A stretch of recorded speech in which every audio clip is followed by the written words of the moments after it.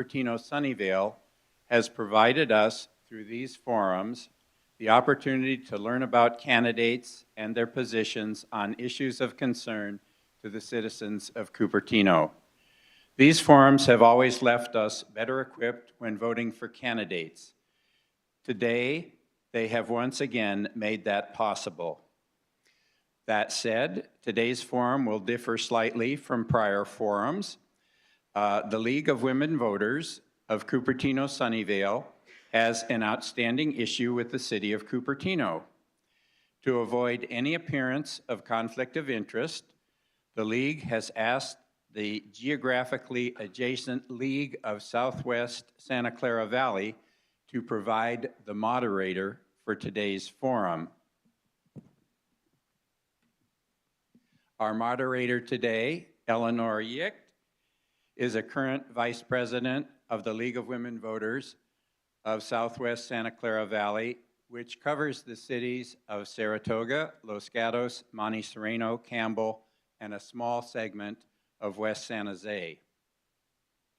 Eleanor joined the League of Women Voters after retiring from a 42-year career in public school education, having served as a teacher and as a school and district administrator.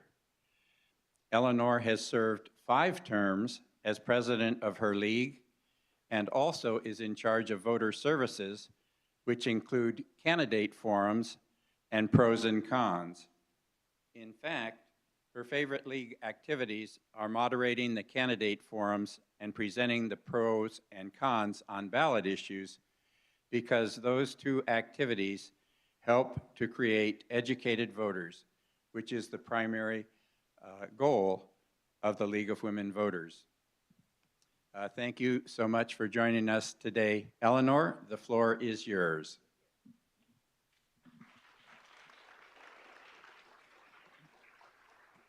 Good morning, and thank you, Steve, for that nice introduction. And let me add my welcome again. My name is Eleanor Yicht. Today's candidate forum for the Cupertino City Council will run approximately 90 minutes. But before we get to the actual purpose, and I think this is really loud, so I'm trying to adjust where to hold it. Before we get to the actual purpose of the forum today, here is some background information about who the League is and about voting in November. The League has been empowering voters and defending democracy for over 100 years. We were founded in 1920, just 6 months before women won the right to vote through the passage of the 19th Amendment. We have 2 distinct functions done separately through 2 different corporations. One does voter education, like we're doing today, and the other is advocacy work. The other, which after extensive study, takes positions and then, as appropriate, advocates for the passage of different laws. Regarding the November election, when you get your ballot, which you should get during the week of October 10th, pay attention to how they list your name on the envelope. Is it first and last, or is it first, middle, and last? Sign your name in the same way that it is shown on the envelope. It needs to match the way you signed when you registered to vote or when you signed your driver's license. Because California passed the Voters' Choice Act, you have several options on how to vote and how to deliver your ballot. You may deliver your ballot by mail, but please do so early.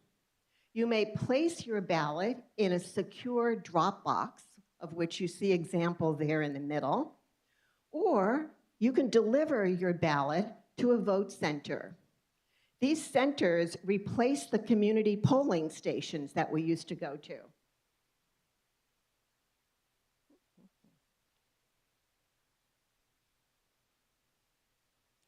Now, you might ask, or you might be asking yourself, so how do I find a vote center or a Dropbox? The good news is it's very simple. Go to the URL shown or capture the QR code. Go to the site, enter your address, and your drop-off locations and vote centers will be listed. But please wait a couple of weeks as the site is currently being updated for the November 2022 election. And we always recommend that you check your voter registration status. And that's also very easy to do. Use the URL or the QR code, go to the site and enter your name, your California driver's license or your California ID card number, the last 4 numbers of your Social Security, and your birthday. If it says retry, we suggest that you register again. I will tell you, every time I do this, they tell me to retry. Every time I go in and check my registration and call the ROV, I'm registered. But retry comes up frequently, and I don't want to be in the situation where I can't vote. Okay. To say that the California ballot can be challenging is an understatement. But we have some good news for you. Voter's Edge. Voter's Edge, you see the icon there, is a joint project of MapLight and the League of Women Voters of California. Voter's Edge California is a comprehensive, nonpartisan, online guide to elections covering federal, state, and local races in the state of California, and state and local ballot measures. And it also includes campaign finance information. This is my go-to site when I'm looking for additional information. Okay, that concludes our short slide protection. I'm going to stop for a moment. That gentleman has his hand up over there. Sorry. Okay, let's get started. First, we need to put the screen up.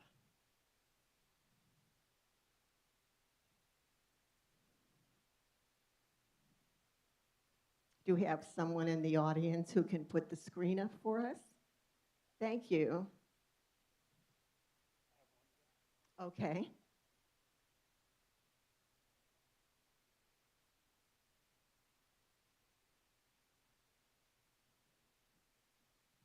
The lunches are here, so if you order lunch, we're going to take a short break. If you can please go and grab your lunch, bring it back, that'd be great.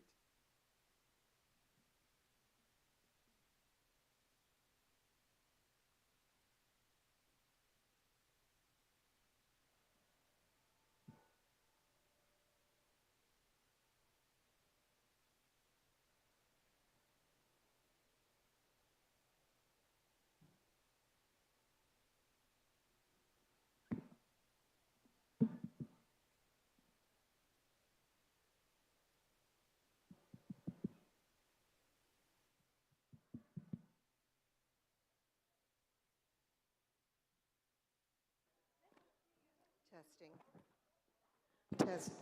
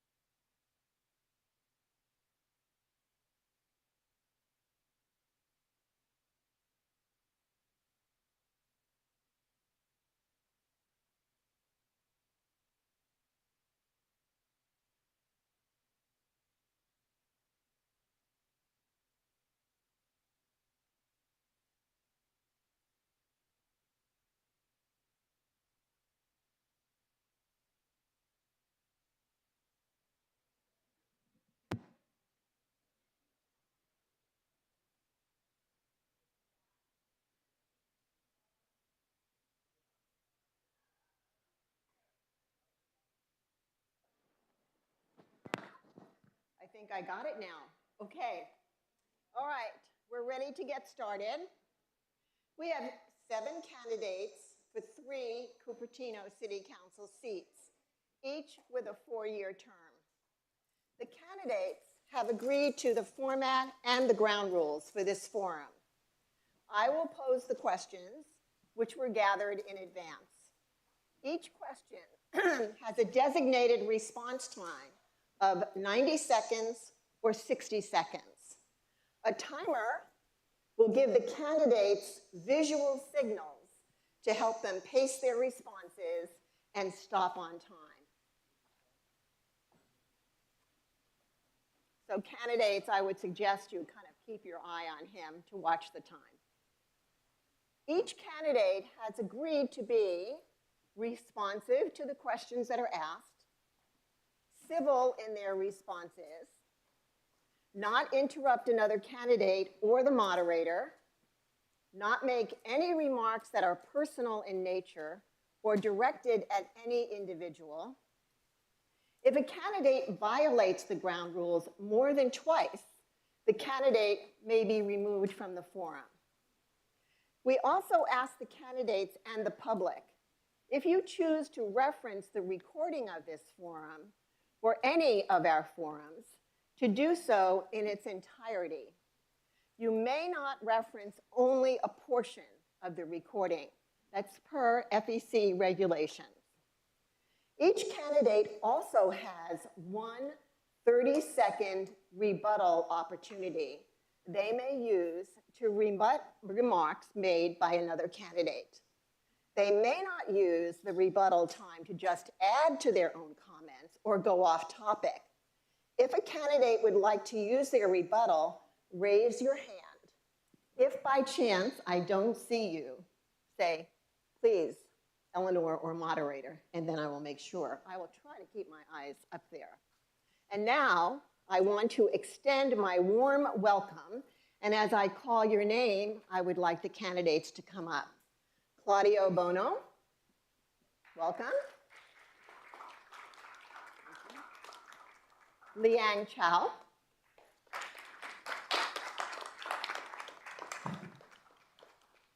J.R. Fruin.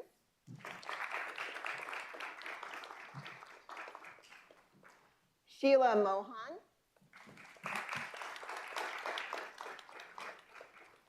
Stephen Scharf. Yuko Shima. And Govind Tatachari.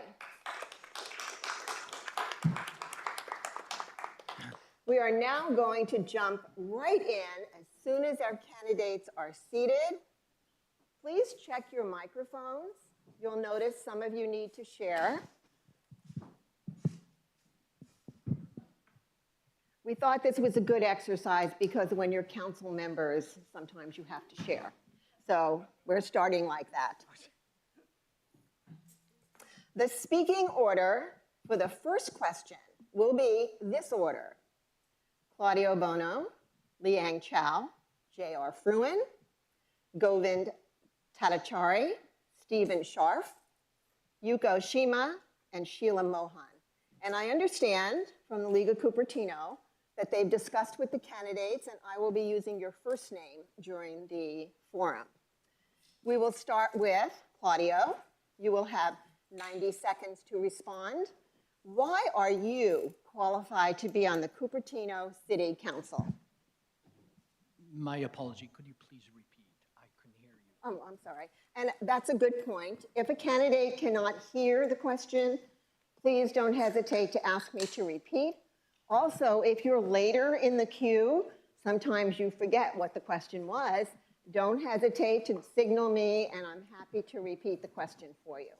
So the first question, which all of the candidates will be answering, why are you qualified to be on the Cupertino City Council? And you have 90 seconds. Hi, everybody. My name is Claudio Bono, and the reason I would be most qualified to be City Council is because I'm actually different than anyone else. I'm actually representing nonprofit. I am the president of the Cupertino Chamber of Commerce. We need to protect our businesses to make sure they don't go away from Cupertino. And I think I have a wonderful perspective to be part of this city council because I truly believe that they do need someone that understands business, that can actually engage. And I'm running as independent in this race, and I'm here to move Cupertino forward.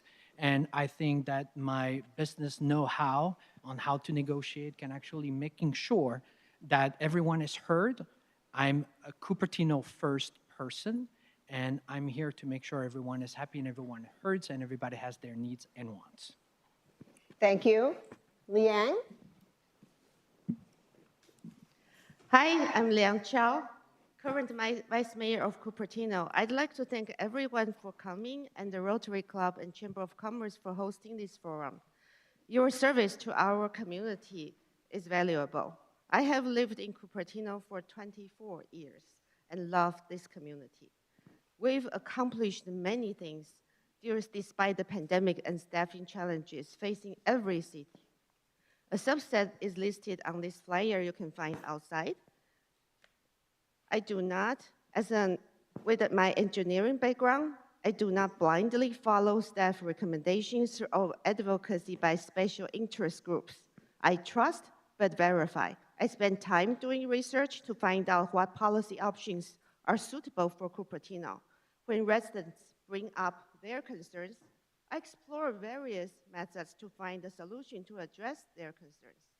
For example, when the farmers market was almost going to be kicked out of Cupertino, I worked hard to find multiple alternative locations, and eventually we got the Anza College to waive parking fees and other service fees. Now they have a more spacious location with convenient parking and free.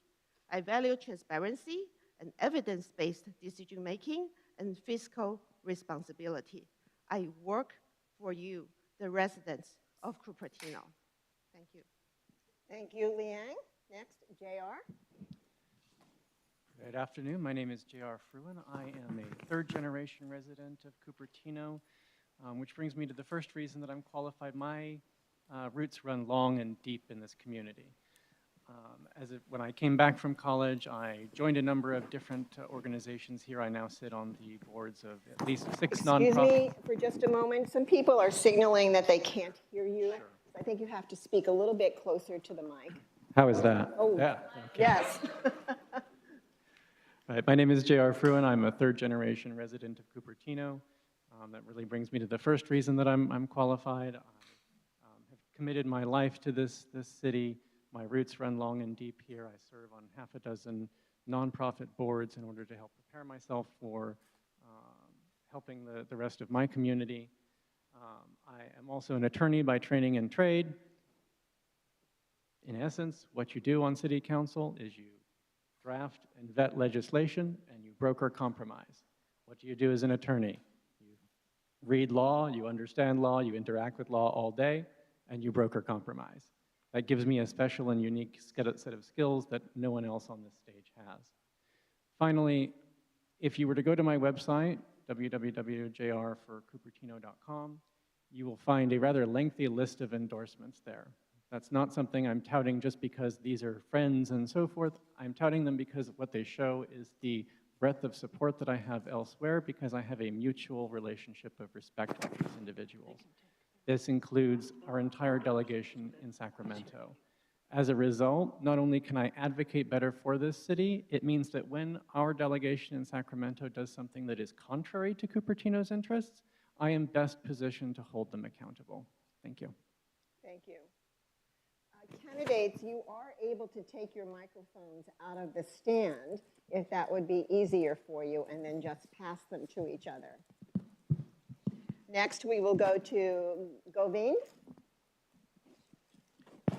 Hi, my name is Govind Tatachari. First of all, thank you, League of Women Voters, the Rotary, as well as Chamber of Commerce for arranging this, event. I have been a Cupertino resident for 29 years. I have raised both my daughters here. They went to Cupertino schools, and they are on their way in terms of making, career choices, etc. I'm running for this particular position because I think I can bring a lot of value. I would like the city to be resident-focused and exercise responsible leadership. I listen to people. I have been a community activist for a long time. I'm a good listener. I have even participated in organizing a housing, Silicon Valley Housing Forum. Other than that, I'm already vice chair of the Housing Commission, and you can review my work over the last 1.5 years. I also think that Cupertino needs successful and thriving community as well as a city. City finances are very important. I think that is also another another area I would like to bring some value. Sustainable and balanced development across the city is very critical, and I will be able to bring all these things as my vision as well as my goals, and I will be able to add value in these areas. Thank you. Next, Stephen Scharf. Hi, good afternoon. My name is Steve Scharf. I was previously mayor for 2 terms, and now I am chair of the Cupertino Planning Commission. Why I am qualified? I think the main reasons are transparency, integrity, and experience. We've moved Cupertino forward in the past 4 years with our resident-focused city council. We've combated fraud. We solved the embezzlement case. We've done a lot of great things. We've greatly improved Cupertino's reputation in the region and the state during the past 4 years, 2 of which I was mayor. But there's still a lot to do. We really need to move the city forward in terms of affordable housing. I just saw San Jose has been moving very aggressively to build more affordable senior housing. And while Cupertino had the first senior housing complex under Measure A, we really need to do more. And that's when we did the site selection for the new housing element for the next 8 years, that was one of our emphasis, was to find sites where we can build large amounts of affordable housing. You know, a lot of us are fortunate to have had good jobs, well-paying jobs, and doing well, but we really need to extend that same opportunity to others in our community. Thank you. Thank you. Yuko? Hi, my name is Yuko Shima. I'm originally from Japan. I've lived in Cupertino for 15 years. I raised 2 children. One is 22 and one is 18 now. Why I think I'm qualified to run for the council is because I want to make Cupertino a proud city for homeowners and also a proud city for renters. 50% of the residents own homes and 50% are renting. I want the city to be a good place to live for both homeowners and renters. Second reason is that I want, in this climate crisis of the earth, I want Cupertino to have a leadership in sustainability by recycling e-wastes and hazardous wastes more responsibly for the generations to come. Thank you. Thank you. And Sheila? Good afternoon. My name is Sheila Mohan. My husband and I have lived in Cupertino for more than 30 years, and we have raised our daughter here. Many of you are qualified to be on the city council. All you have to do is be a registered voter and have a Cupertino mailing address. But I am the most qualified candidate to address the governance problems that currently exist in the city. I have over 25 years of local government experience in senior management positions. I was a senior finance manager with the County of Santa Clara and the director of administrative services with Union City. I taught accounting at De Anza College. I am a long-term resident of Cupertino and have served as the Cupertino's Fine Arts Commissioner and the Library Commissioner. I am now a volunteer driver with West Valley Community Services low-cost transportation program for seniors. With my commitment to our city and my expertise in local government, I am the best qualified candidate for Cupertino City Council. I'll be honored to get your vote. Thank you. Thank you. We are now going to be switching to other questions that just allocate 60 seconds for an answer. And we'll stay with those 60 seconds until I announce a different time frame. So, next question, and we will be starting with Sheila. What are your top 3 priorities if elected?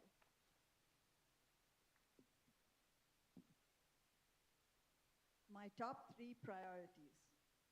My first priority will be to ensure fiscal accountability and transparency.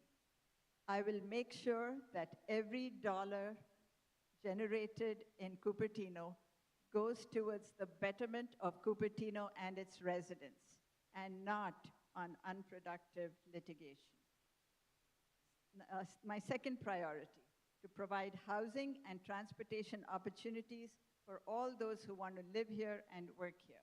The student at De Anza College, the teacher at CUST, the employee at Apple, the firefighters, the seniors, and the disabled. Priority number 3, to promote partnerships between the city and regional agencies so that we can collaborate on best practices implemented everywhere. Thank you. Claudio? Thank you. I'd like to bring, and I would like to restore accountability at City Council and strengthen our relationship with the school district. I'd like to make sure that we support our small and medium businesses to make sure that they don't leave Cupertino. And last but not least, and you all probably came here today, you heard that there were some bomb threats in some of the schools, so therefore improve public safety. We need to remain safe, and that is something that we need, our residents definitely are concerned about. Thank you. Liang? Although we have accomplished a lot of things in the past 4 years, as seen on my flyer, there are still things that I would like to do. First is senior services. Well, I'd like to improve because many seniors are going to age in place, and we need distributed services that deliver to them where they need. Therefore, this year, the city will do an in-depth survey of seniors service. Second, and I'd like to diversify the city's revenue source through sensible development with housing and small business. And I'd like to improve public safety there are a lot of things we can do, such as a better neighborhood watch program, install license plate reader, which is also one of the city's work program this year, and while considering the security, privacy concerns of residents. And I'd also like to engage. Thank you. JR? So my first priority is to increase housing affordability in the city. I think we do that by establishing much better parameters for our new housing element. That means going beyond the state minimum that simply requires us to plan in a particular way. We should be planning responsively to what our actual needs are. Second, I want to repair our governance. We've had 4 permanent city managers in the last 4 years. That has significant knock-on effects for staffing. It has significant knock-on effects for the quality and reliability of services in the city and for permitting. If we're going to fix that, we need to at least start stabilizing our staffing by creating a respectful working environment for staff. Third, we need to holistically improve public safety in the city. That means enacting a real complete streets program, rebuilding the block leader program so that neighbors have real interactions with neighbors and can help prevent crime in the first instance. Thank you. Thank you. Goveen?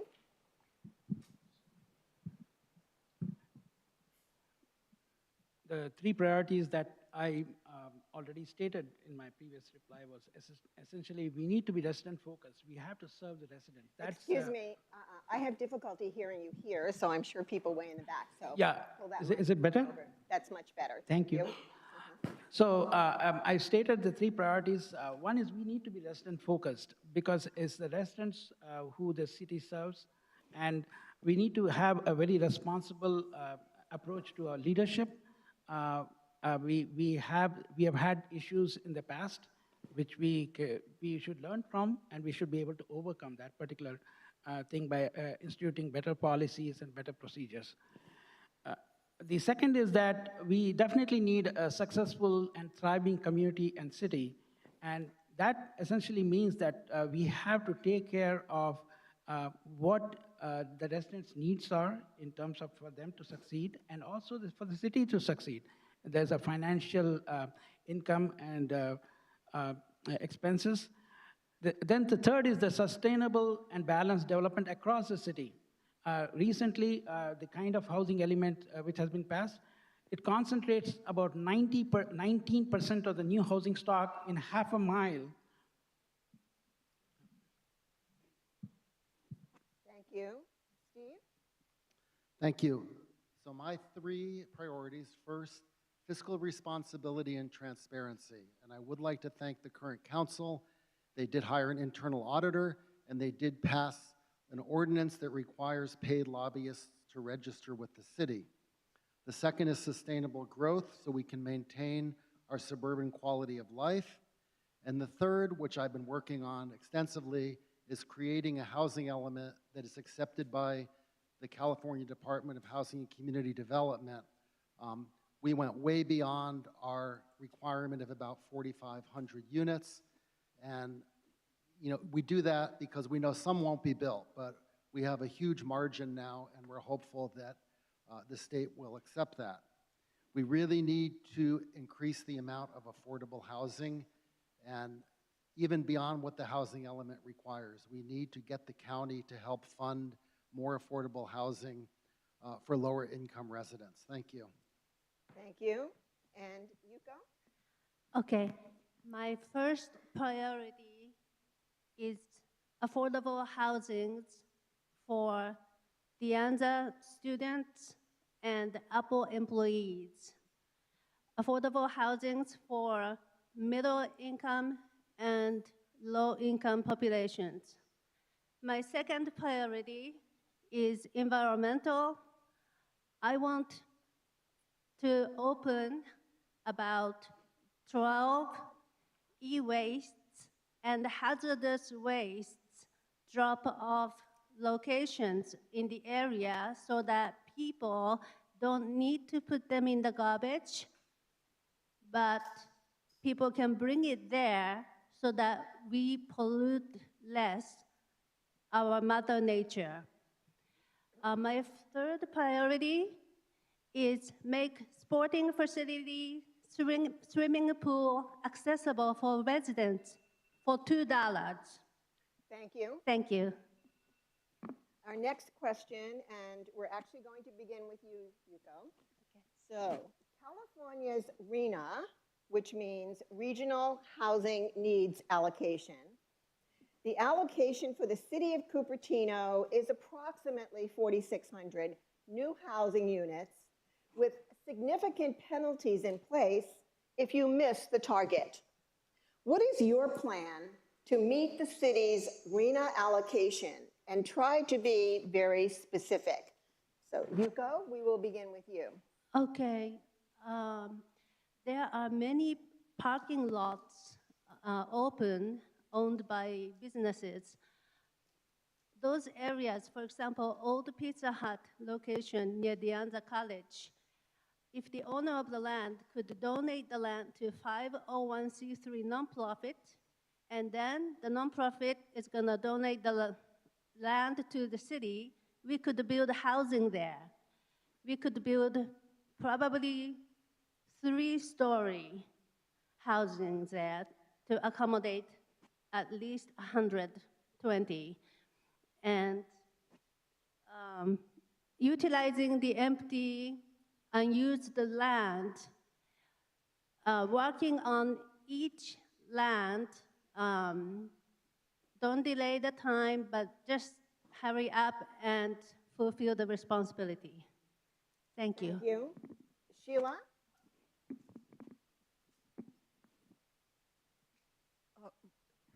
We should all be working to meet the RENA numbers.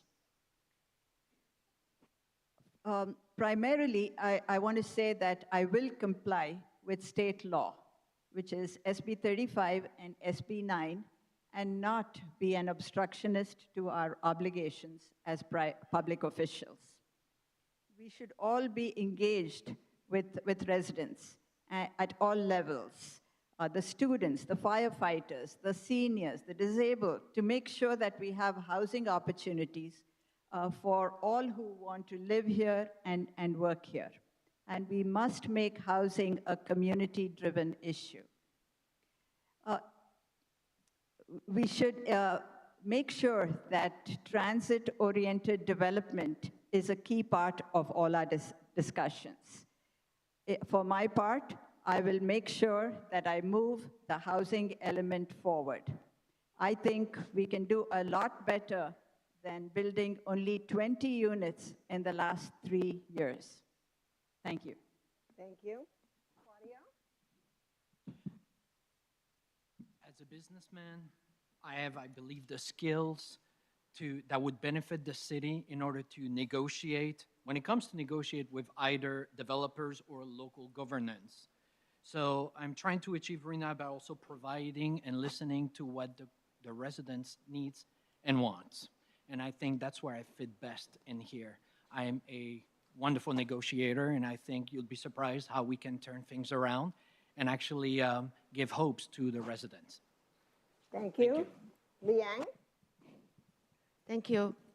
For the record, in the last housing element, Cupertino was allocated 1,000 units, and we approved all 5 projects on the 5 housing element sites, and that also 3,500 units of approved.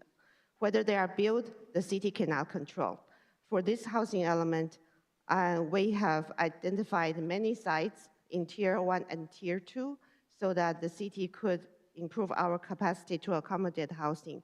Personally, I also would like to see discretionary lot split process beyond SB 9, because I think that's a sensible way for Cupertino to grow.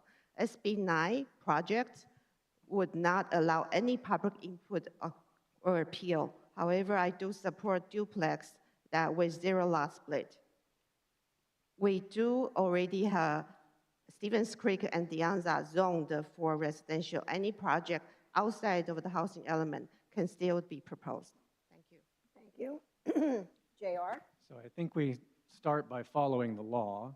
At present, Cupertino, frankly, is not.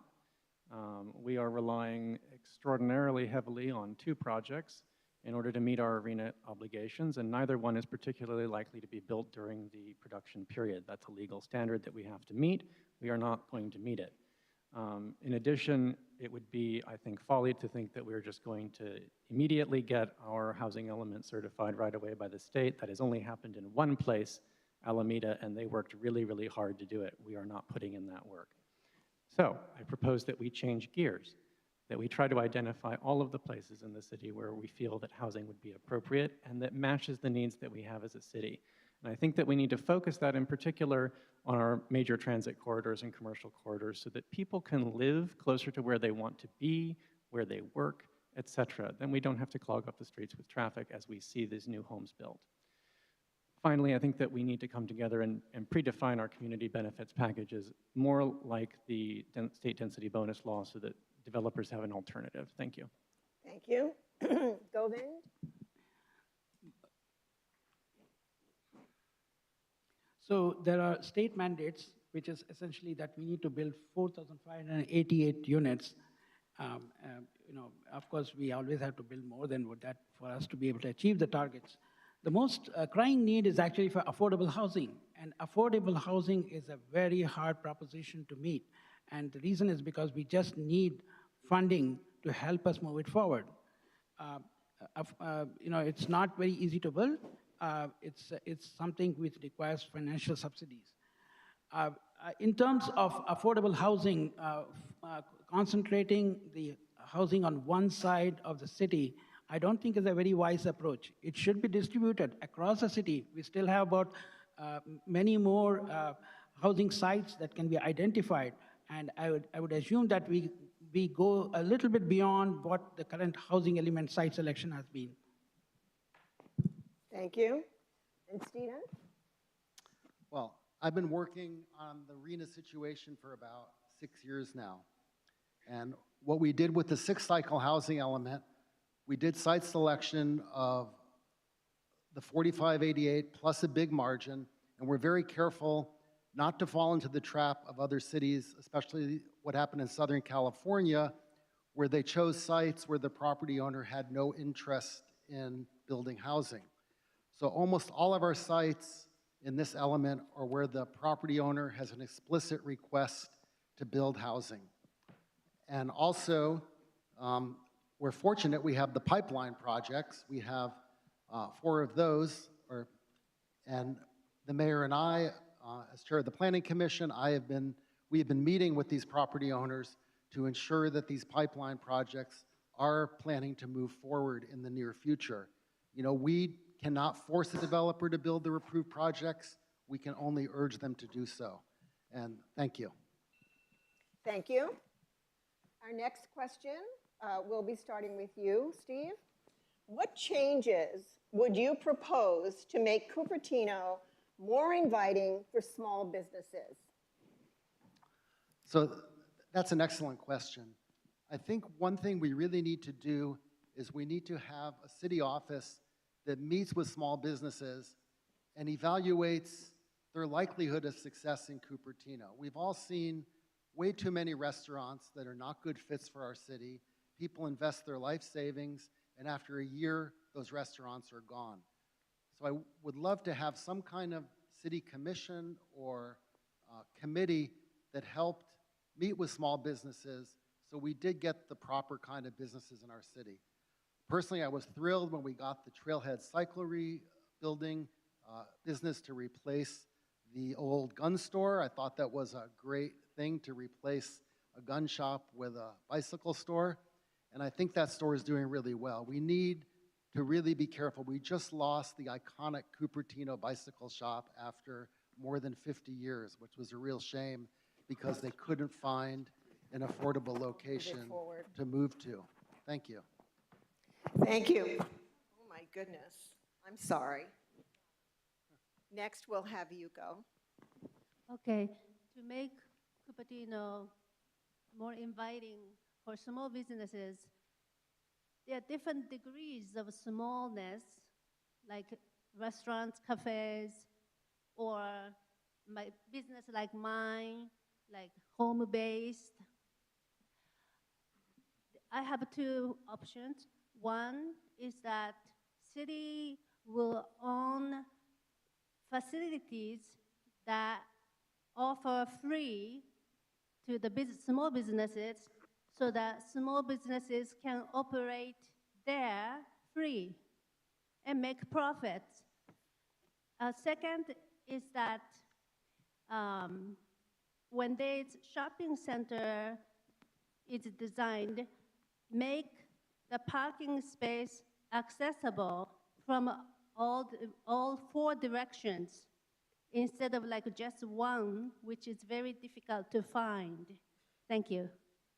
Thank you. Sheila? As most of you know, Cupertino's budget depends on sales tax. We are very fortunate to have Apple in our town, but we must support medium and small businesses as well, because they generate sales tax as well. We should take advantage of state and federal funds, especially during the last 3 years of the pandemic. There is funding available, and we should avail of external funding. We should not be turning down funding unless we have concrete reasons for doing so. For our part, let us remove barriers like parking requirements. In the end, at the end of it all, we should be working with the community to make sure we have retail that fulfills the community's needs. Thank you. Thank you. Claudio? Well, this is something that we're doing very much at the Chamber of Commerce. As a nonprofit, we're also there to assist all small and medium businesses, simply because they are the ones that are making sure our roads, for instance, are there and we can drive easily. So we need to support them. We need to maybe alleviate certain programs in our city that they are imposed to them. We also need to make sure that the right, besides providing support, that we provide the infrastructure. I'm sorry, I'm a first immigrant in my family, so my apologies for my little hips. But we need to make sure that those people can actually reach those businesses. And so we need to have some certain program and funding and work with the resident to make sure that we actually have what they want in our city.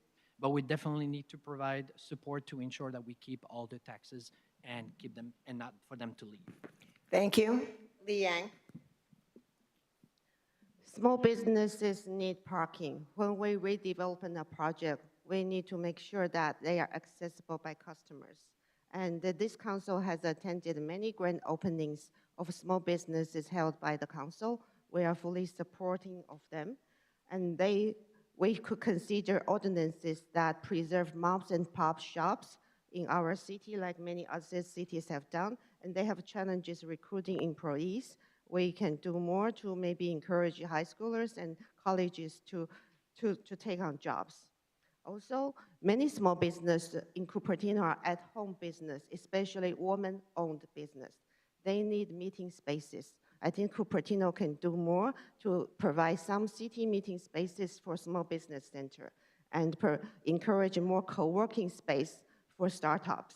And I would support the small business center in city space such as Torrey and renovated the city hall. Thank you. Thank you. JR? Yeah, so I'd break this down into sort of short-term and long-term support. The short-term support is simple stuff that we can do right away, like reduce some of our sign regulations. It's really, really hard as a small business here to actually get your sign approved by the city. In addition, I think that we should try to find ways to authorize more outdoor dining. I'm sure that everybody enjoyed the marvelous opportunities to dine outdoors during the pandemic. It made things safer, it made things nicer. It's a wonderful environment to be in. We're in California with a great climate. We might as well enjoy it while we're eating. In addition, we have been able to support a number of businesses through community development block grants. It's something that we should continue to do. It's something that we should try to advocate for in Sacramento.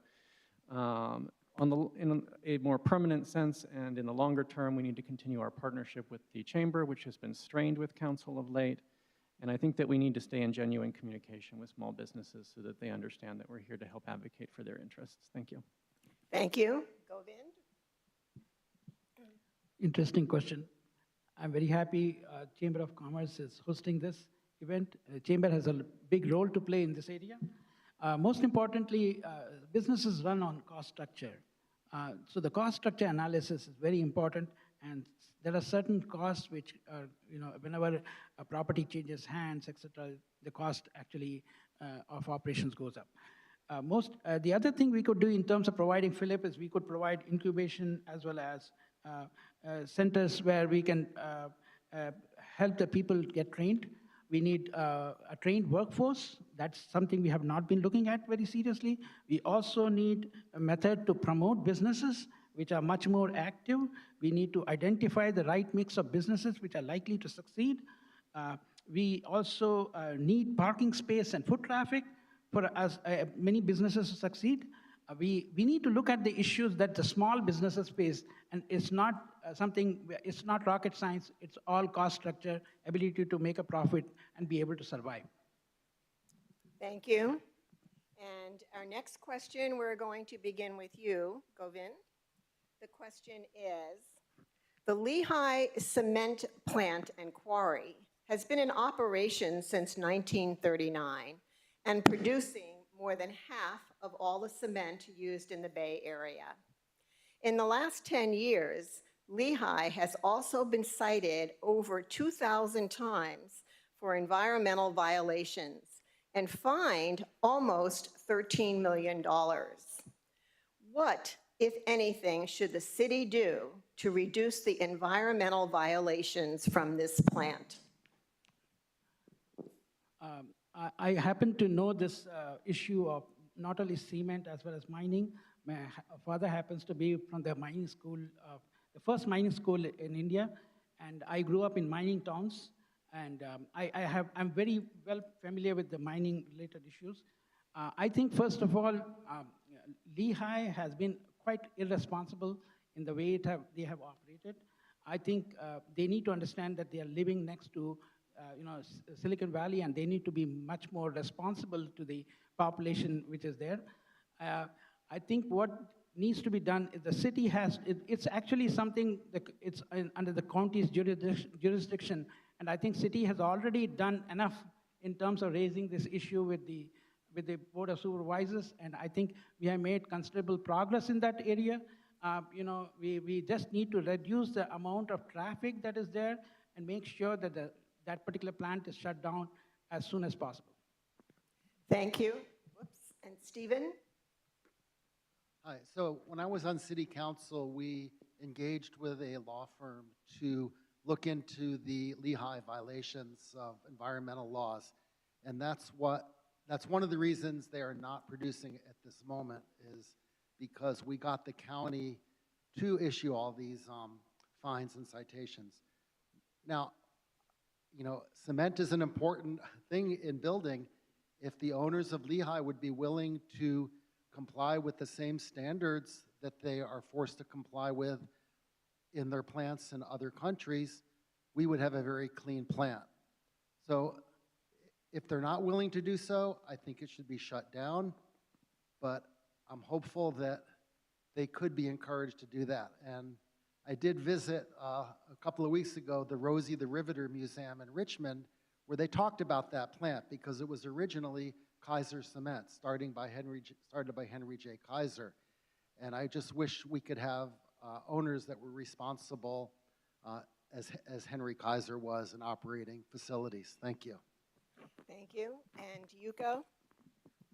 Okay, I think city should designate 2 or 3 auditors that go over to the Lehigh mining place once a week to make sure that they are not violating the regulations. Thank you. Thank you. Sheila? The Lehigh issue has been going on for several years.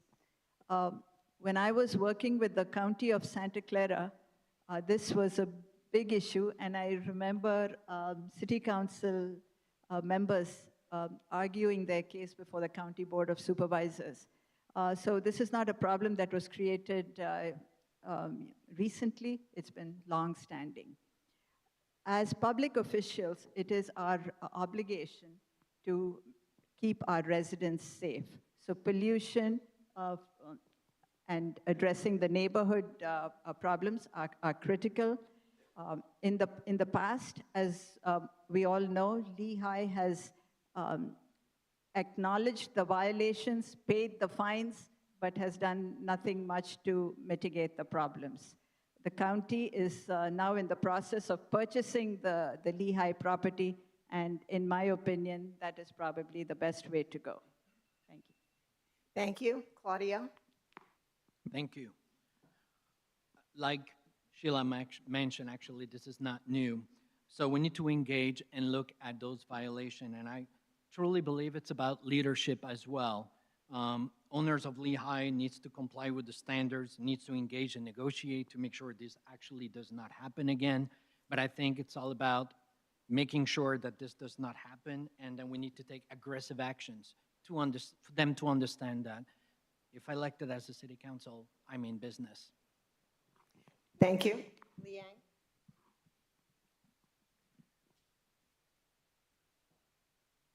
The very first meeting that the council attended in 2019, the full council attended was a Lehigh meeting, community meeting, because of the trucking, the hundreds of trucks on the road. Ever since, we have been working to prevent Lehigh from expanding. Not only they pollute not only the air, they also pollute underground water. Since 2019, this council has retained the Schultz Halley, the top environmental firm, to work with the city and the residents so that we have written many strong letters exposing their environmental violations and taking a strong stand. As a result, the county has taken a strong stand against Lehigh. This was never done by any of the previous city council in Cupertino. The Bay Area Clean Environment had to release their attorney in order for the city to do that. Thank you.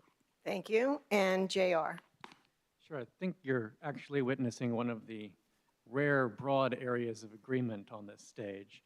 I think that we need to continue to hold Lehigh accountable for meeting its obligations, and we should certainly be continuing to monitor them more vigorously. We do need to continue our advocacy with the county so that as they move toward acquiring this property, we can partner with them best in order to figure out what we want to do with it in the future. It's an interesting space. What could it be used for? That's something that we should be opening up a conversation about in the near future.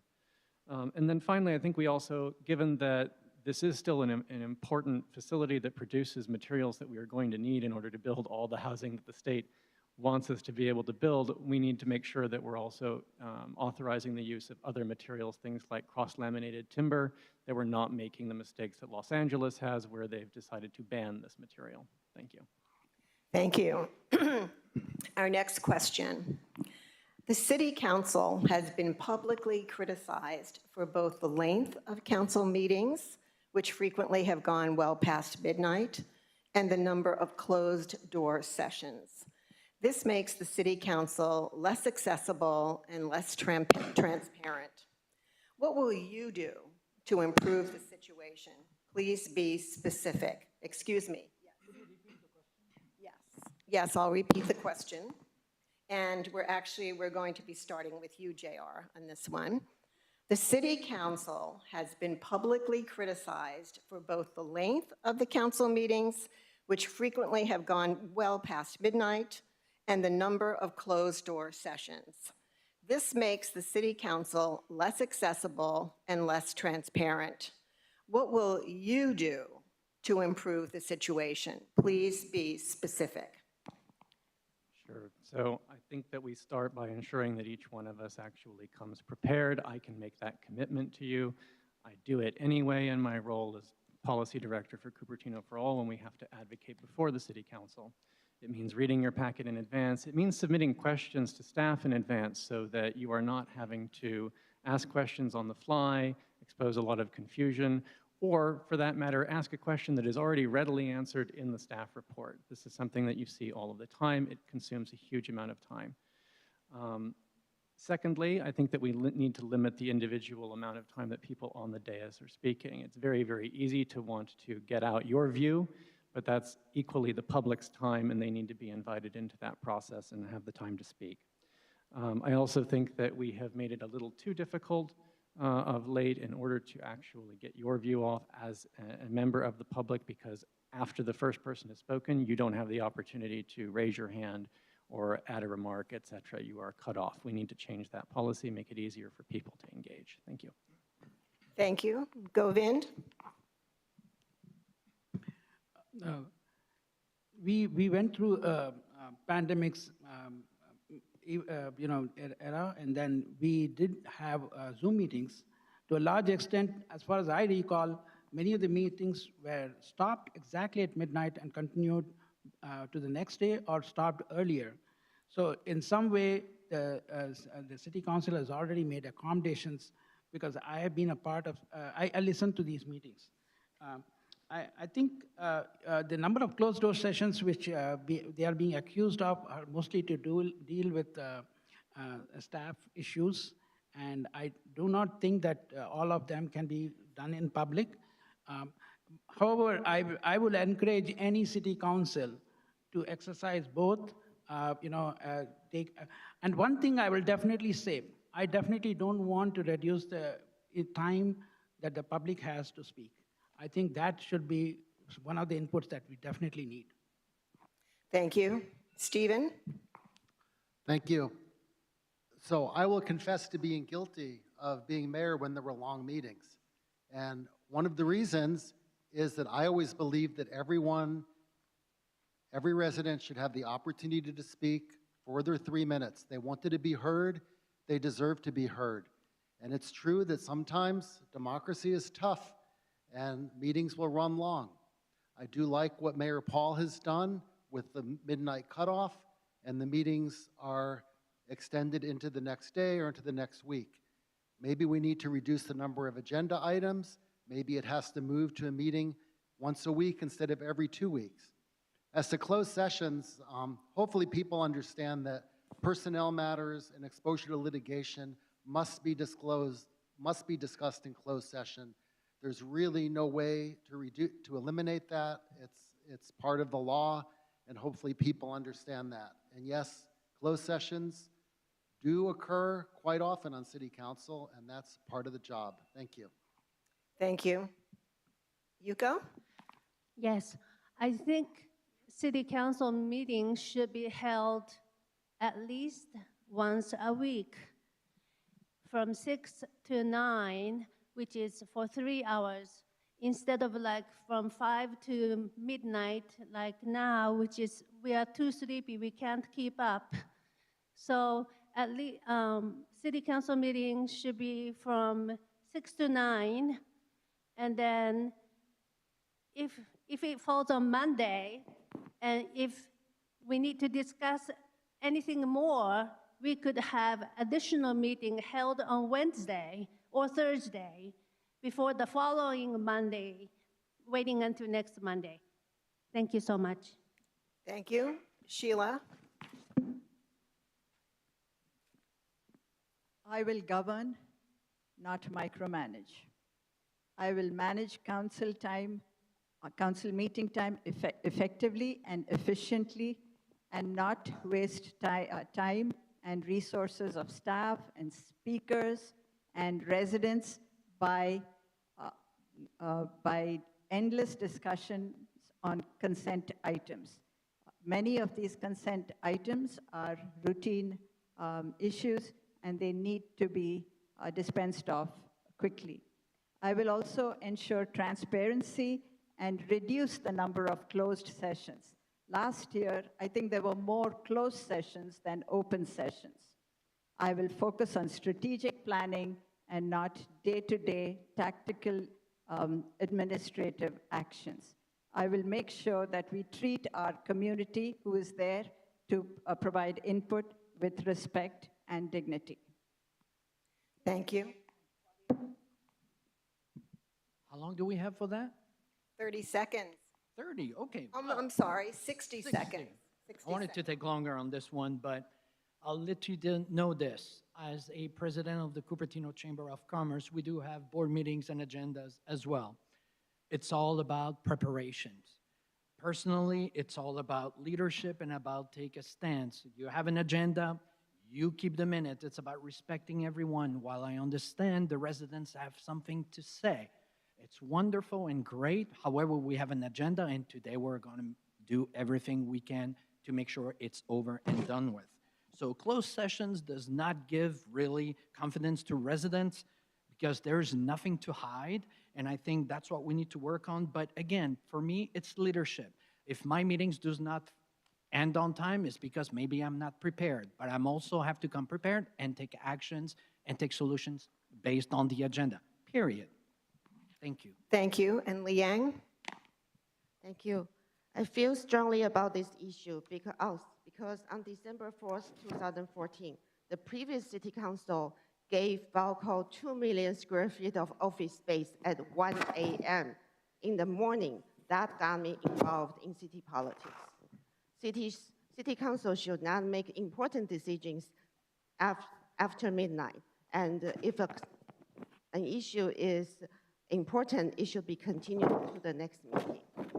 This is what the mayor has done in the past 2 years, that I think I love that there is a limited time for each council member to speak so that I train myself to address points quickly. And then also I think it's important to take time to consider different options and listen to resident concerns. So we do have to take time. As for legal requirement, if you question the number of closed sessions we have, you are questioning the ability of the city attorney. Thank you.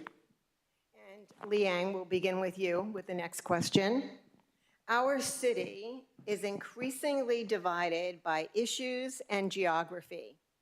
How would you get input from all the neighborhoods in the city, and how would you make sure their concerns are included in council decisions?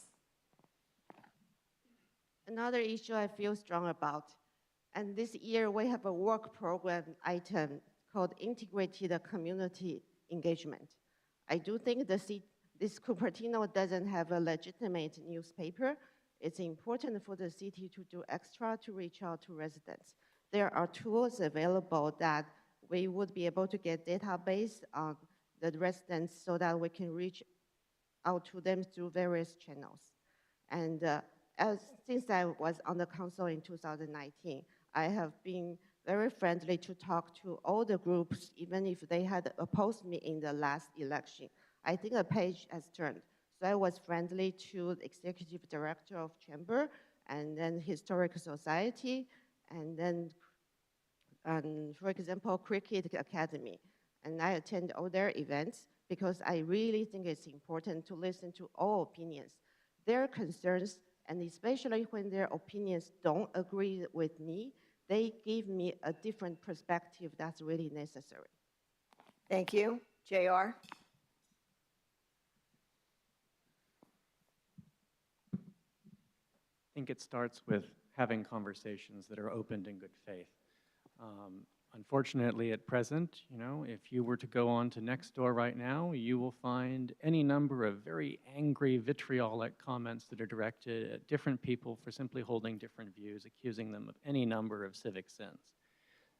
We have to get past that, and we get past that by reaching out to each other. We get past it by having honest conversations in the public realm. I think that starts with everybody on council, that you try to make sure that if you make a statement that you support it with actual evidence, that it's not something that is simply your opinion, and that if it is just your opinion, then so state. It's really as simple as that. When it comes to the way that the city feels divided geographically, well, the housing element is a really good way for us to help solve that by reimagining the core of our city in the heart of the city. Thank you. Thank you. Govind? One should get to the root of this issue. When we talk about issues and geography, one needs to have a sense of empathy. We all live in the same city. It's our home. We need a method by which we can empathize with people on any part of this particular geography. Lehigh is not the problem which we face in the east. At the same time, the issues that we face on the east side of Cupertino are not the problems that are faced on the west side. To some extent, we need that sensitivity that we all belong to the same city. That's the best approach. So we need a mechanism by which we can engage the people, the elders in the community, bring them together and say that, this issue is citywide. And one of them is typically housing element. I mean, why not distribute the housing element sites across the city? I would definitely advocate for that. So there are many ways by which we can do this, provided there's a sense of empathy and you're not logged into your geography. Thank you. Stephen? In every election, I've heard this narrative from some candidates that we need to bring people together. And I've never seen us as being as divided as that question implies. We all want safe parks, nice schools or good schools, uncongested streets. We want lower crime. We are just not as divided. There seems to be almost an effort by some people to promote the image of divisiveness, and I just don't see it. When it comes to housing, it is true that most of the housing element sites are on the east side, and that's because that's where most of the property owners that were interested in housing element sites have property. It's not 100%. We have down De Anza Boulevard. We have sites like Yamagami's Nursery that's requested a housing allocation. So it's not 100%, but it's based on where the land is. Thank you. Thank you. Yuko? Okay. In order to make everyone involved in city's policy making, I think it's a good idea to distribute the outline, like city council, bicycle and pedestrian committee, sustainable committee. There are different committees within the city council. Invite people to attend those meetings, and also place a box, opinion box in the city hall. People's voice can be dropped in there. And the voices must be read in the meeting. Thank you. Thank you. Sheila? While there are many forums for providing, for the community to provide input, I also want to make a point that much of the information is controlled by public officials. When misinformation is thrown out there, the community gets information that's not always factual. Facts are facts and opinions are opinions. So to bring the community together, we should make sure that the source of the information we're all getting is the same, and that it is truthful and factual and logical and thoughtful. Thank you. Thank you. Claudio? Thank you. I think the base of our issue here is about listening. We have stopped listening to one another, and that's why I'm running independent. I'm actually making sure that no one is running with a rumor because everyone screams right away to the wrong way. We're Cupertino first. We have our problems, but we need to solve them. We cannot keep on continuing blaming one another, and then the year passes and nothing gets done. So the housing element requires negotiating skills, and that's why I think I can help City Council. And we need to go back to the drawing board and make sure everybody is heard. So I don't do division, I unify, I bring everybody together, I make things happen, and I don't blame people. I just gather everyone and we find solutions. That's what I bring to the table. Thank you. And now our next question, probably a more upbeat question. Please mention 2 or 3 specific park amenities you would prioritize funding and completing in the next 2 years. And we'll begin with you, Claudio. Well, amenities means a lot of things, but I think parks and recreation, parklets, trails, biking routes, everything is important. Environmental health is great for our city. We need to create little parks. I think that's adding a lot to our mental health, like I said. And we need to redesign, redesignate areas that are important for us. And it's all about, like I said earlier, going back to the drawing board, see what can actually be done, and go with it. Thank you. Thank you. Liang?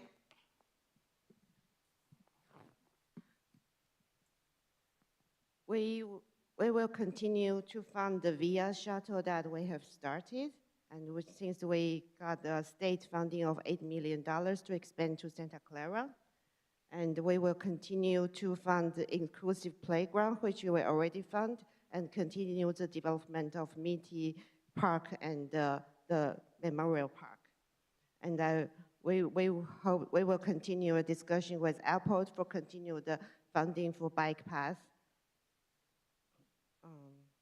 Yeah, thank you. Thank you. JR? Sure. So, yes, it'll be a little bit more upbeat. I recently got married, and I definitely think that we need places that have better wedding venues in this city. You're actually in a building that I think was inaugurated with a wedding. Dolly Sandoval is here, exactly. But it's a little worse for wear. It could use a little bit of updating so that it's competitive in the market. We could expand it. We could make it accommodate something like a Sangeet. It's really hard in this city to find a wedding venue that can accommodate more than 200 people. And we have an entire set of folks who live here who very frequently do have larger weddings, and it would be nice to have them here in Cupertino, get the additional tax revenue here in Cupertino, get the additional rental revenue here in Cupertino, rather than sending everything down to Hayes Mansion in South County. The other thing that I think is really simple that we should definitely fund is bathrooms. Too many of our parks don't have bathrooms, or they have bad bathrooms. Thank you. Thank you. Govind? We need to understand that we are in a situation post-pandemic. I think we need to give a fillip to environmental issues. There's a good chance that, we can get some funding from higher jurisdictions in terms of moving towards green technologies is something which we need to find out how we can do that. And for that, I think that we need to have a lot more business-related, promoting business-related activities within this particular city, probably sponsored by the city as well as the Chamber of Commerce. And that's about business. The second is about increasing use of Via Shuttle. I think Via Shuttle can go on steroids. My feeling is that, you can't get people off their vehicle unless you provide point-to-point connectivity. And that's one way to solve that problem. The third is that we definitely need to give a chance to the younger generation so that they can become more entrepreneurial. Thank you. Thank you. Stephen? Could you please repeat the question? Sure.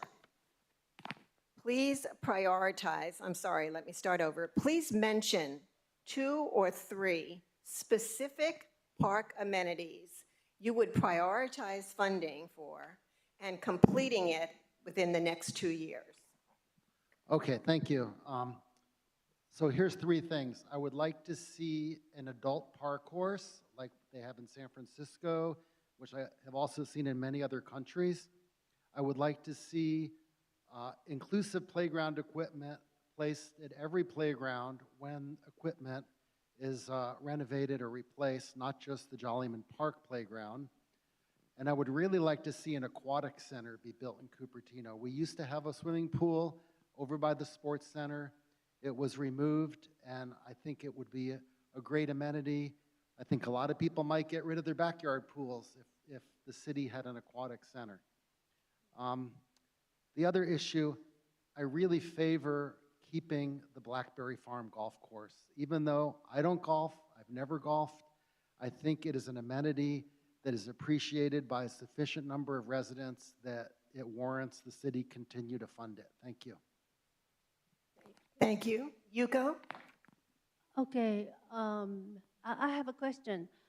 Park means public parks like Jollyman Park and It means public parks, yes. It doesn't include like Cupertino Sports Center or tennis, Cupertino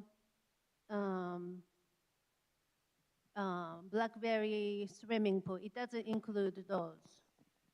My understanding, and I'm not a resident here in Cupertino, but when I read the question, to me, it refers to public parks. Parks, like Jollyman Parks and Memorial Park.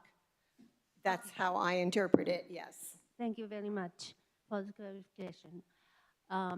My first priority is the parking space. Parking space should be visible and accessible so that people can find the entrance to the parking lot so that they can get in instead of they pass by. And second thing, after parking space, accessible parking space, enough parking space, is that barbecue stands and picnic tables and benches. Without barbecue stands, it's so boring. Where can we barbecue? We don't have backyard. I also, artificial creek. Thank you very much. Thank you. And Sheila? When we moved to Cupertino about more than 30 years ago, the thing that attracted us were the neighborhood parks and the hiking trails. So your question, I think, said name one or two park amenities. I'll probably sort of cheat on that a little bit. I would like, in today's context, the Blackberry Farm golf course to be maintained, to be retained. I would like the Regnart Creek Trail to be open and made accessible to all. I would like Linda Vista Park, that I frequent often, to be funded as much as possible. It's a beautiful park, and I want it to be fully funded as much as possible. And I want the duck pond and the memorial park. It may not be the wisest fiscal decision, but it was so pretty and provided so much fun to so many people. Thank you. Thank you. And believe it or not, candidates, we are now at the last question. And for this one, you have 90 seconds to respond, and the order has just been picked randomly. So again, the question is, what question do you wish you had been asked during this forum? Why, and how would you have answered it? And we will begin with Yuko. Okay, the question I wanted to be asked was that how would you operate 12 e-waste and hazardous drop-off locations? And what will entice people to come to bring items there? That will create jobs, first of all, because at each location, there will be at least 2 people who accept items and to record what items were brought in and who brought them in and their addresses. And after people drop the items, they will receive points or city credits so that they can use the credits to use some city amenities or services. And that will entice people to bring in hazardous items to waste drop-off locations. And that will help the environment. Thank you very much. Thank you. Sheila? The question I would have liked to have seen was, what is my vision for the city? So my vision is that Cupertino will reestablish itself, its position as a leader in city governance. As we all know, Apple is recognized globally as a leader in technology. We too should be known for our civic leadership and not for the lawsuits against the city and the hundreds of thousands of dollars we have spent on legal fees. We are very lucky to have extremely competent staff in our administration, and we as public officials should be supporting them. As your city council member, I want to restore the reputation of the city government. I ask for your vote on November 8th. Thank you. Claudio? I'm going to have fun with this one. I would have wished that you would ask me what is my position on Blackberry Golf. And a lot of residents are asking themselves the questions, and I support Blackberry Golf, and I think that this could be a wonderful success story where I can, personally, I'm very successful at business, and I'm the hotel general manager for the Cupertino Hotel, but what I do is I take businesses and difficulties, I reassess them, I analyze the issue, I revamp them and rebrand them, put sales and marketing to it, and make it profitable. That is what I do. And I strongly believe that the resident would be very proud and would be such a great success story.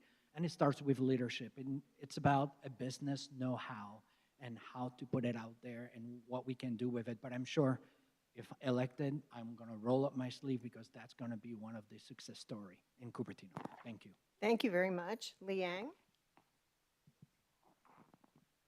In my first term, mostly during the pandemic, facing lots of challenges, we piloted the VR shuttle, we expanded the library space, acquired parkland, banned vaping ordinance for kids, saved and expanded a popular farmers market, increased the low-income and senior housing, and maintained retail space, pushed for sensible developments such as Westport and 2 hotels, and other development. We also renovated McClellan Ranch Community Garden under budget. It created a garden beds in parks, funded an all-inclusive playground, adopted environmental and bird safety building standards, single plastic use standards, pushed back against pollution by Lehigh Cement and Stevens Creek Quarry. As vice mayor, I also initiated the coffee talks with residents, pushed for fiscal accountability through internal audit programs, and empowered commissioners, mostly residents volunteers, to have a greater impact on the city's work program and focus on residents' needs. When re-elected, I work to develop programs to serve seniors aging at home, connect teens who desire career opportunities in the world outside of the school, promote programs to foster intergenerational connection and healthy activity. I'll push to diversify the city's revenue source, sensible development. Thank you. Safety. Thank you. JR?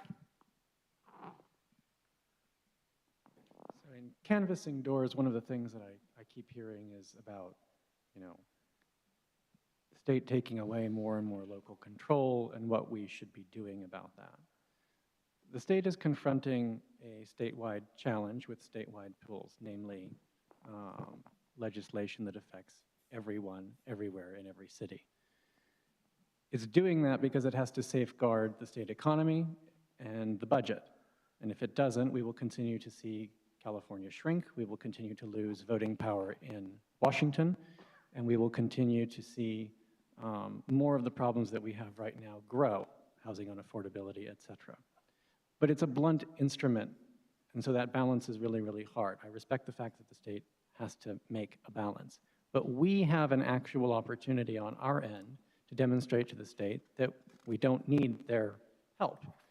We do that by taking the regional housing needs allocation process into our own hands, establishing a housing element that we can really be proud of and that is responsive to our needs, and that supplies the affordable housing that we desperately, desperately want to see in the city. Once we've done that, we are in a much better position to tell Sacramento, we don't need your help any longer. We are on a much better moral standing. Thank you. Thank you. Govind?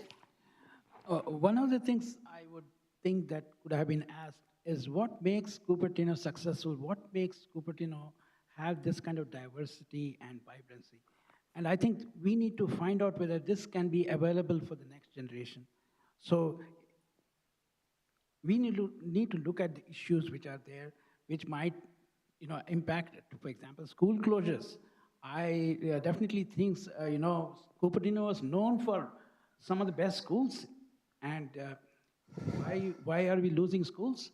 So I guess the issue has to do with enrollment as well as with affordability in terms of teachers staying with us in the community. So this is one issue that we need to look into seriously.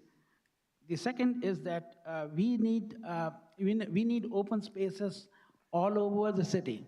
And now recently we acquired Lawrence Mitty, and we need to find out, how we can make it an attractive place on the east side. The next generation, the kids, have to find Cupertino to be a very nice city. It should be a livable city this is the city where they would like to raise their children. We need to bring back that magic. Thank you. And Stephen? So the question I wish had been asked is, how can we reduce the influence of special interest groups that are seeking to exploit Cupertino for their own personal financial gain? And this has been an issue going on for quite a while. We lost our awesome city manager, Deb Fung, because of one of those special interest groups. We lost our previous city attorney, Randy Hum, and due to a special interest group, and that cost the city over $200,000 in a settlement with the former city attorney to avoid a lawsuit.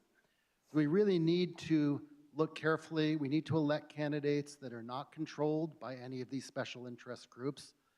And I think that would go a long way to improving our city. Now, I appreciate the current city council.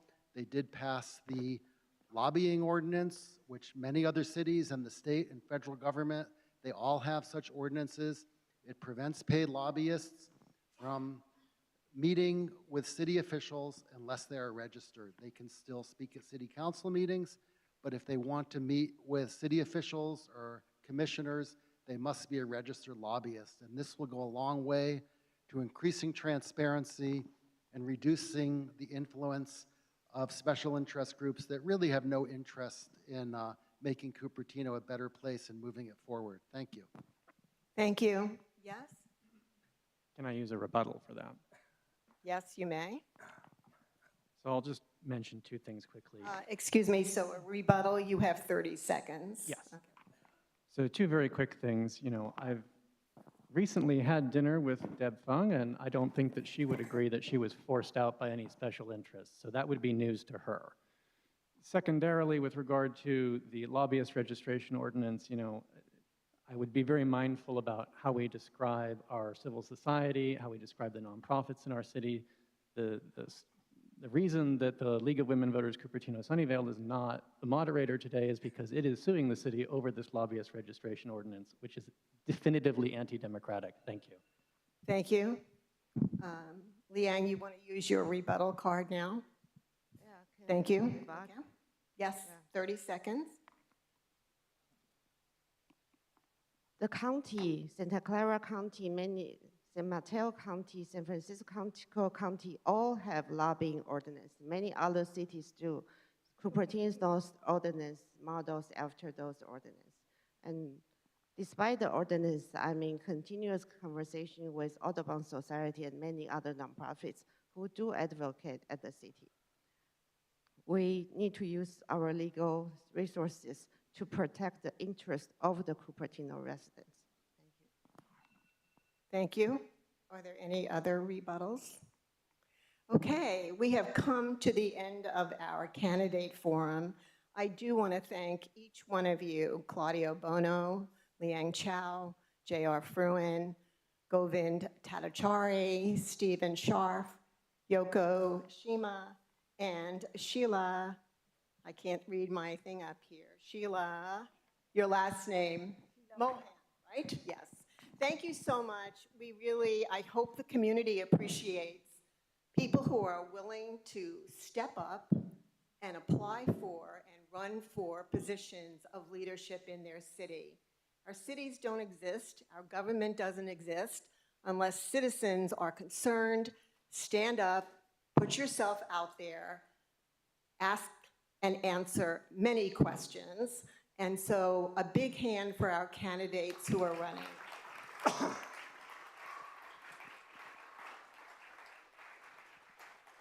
We also want to thank the Rotary Club of Cupertino and the Cupertino Chamber of Commerce. We did have a slide to close with, but we don't have a screen, so I'm just going to tell you this. Democracy is not a spectator sport. You need to be involved. You get the government that you get involved in. And if you like this event, you will love our upcoming candidate forums for Cupertino and Sunnyvale and the comprehensive review of ballot measures. Please visit lwvcs.org for times and dates and registration for these events. Thank you very much. Please remember, vote on or before November 8th. Thank you. Yeah, so I want to go ahead and actually thank today's moderator, Eleanor Yick, for doing a great job in moderating this forum. I want to thank past President Steve Rudd, the crew from KMVT, our Rotary Tech team, our Fund Committee, and last but not least, all of you, the audience, for participating in today's event. We hope that you found today's forum informative and wish the candidates the best in the upcoming election.